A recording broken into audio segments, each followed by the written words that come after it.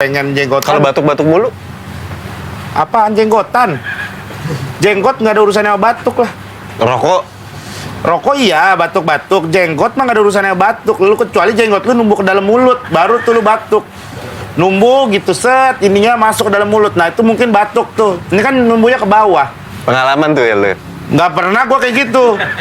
Nggak pernah ada orang jenggotan masuk ke dalam mulut. Yang nggak tahu ya, orang di luar negeri apa di mana, di belahan dunia lain mah nggak tahu.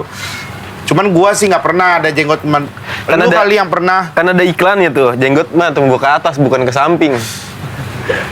Bukan jenggot itu mah. Emang apa? Itu mah iklannya